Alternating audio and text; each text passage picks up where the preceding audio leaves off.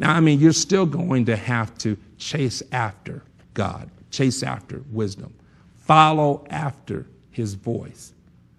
But I look at this verse and I see it from God's point of view, saying that if I don't send my voice to cry out in the open public places where men gather, they'll never find me. This treasure is so deeply hidden. This treasure is so uniquely precious that men, without my assistance, they won't even come looking for me unless they hear my voice. So, wisdom cries without, cries on the outside, in the public places, in the outskirts. I think it's important for us to underscore the indicated location where this voice is heard. It's so that you know when God speaks to his creation, he speaks to all members of his creation simultaneously. When God speaks, he's not only speaking to the church. Believers. When God speaks, he's not only speaking to those who are more spiritual than others. Okay, so that's for the holified people out there. When God speaks, his voice, watch this, can be heard by anyone who listens. Interesting. You can hear God if you listen. You don't have to be, the best saint in the church. You don't have to be, so spirit-filled and walking in all the functions and gifts of the Holy Ghost all at one time simultaneously.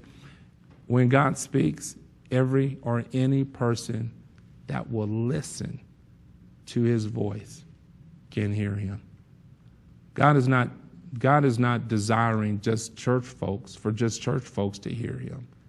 He wants all mankind to hear his voice. Teaching point number 1. When God speaks, he can be heard by anyone who will listen. Something else that we discover here, I don't know if you caught this, but it says in that verse, she cries out. Oh, wow. Why is wisdom represented in the female gender? What's the background? What's the teaching? What's the purpose for seeing or representing wisdom in the female gender? The voice of God speaking, the voice that is going to, watch this, attract us to follow after wisdom. The voice, when we hear it, is spoken of or identified or reflected in the female gender. Because the female gender has the ability to give birth. Remember in the opening lesson that we started with in the opening verses here in chapter 1, we started to look at what wisdom will give birth to. That wisdom will give us instruction. And that instruction, which represents teaching us how to do and what to do, it's the discipline behind that. That instruction will lead us to give us proper judgment, it will give us justice, judgment, and equity.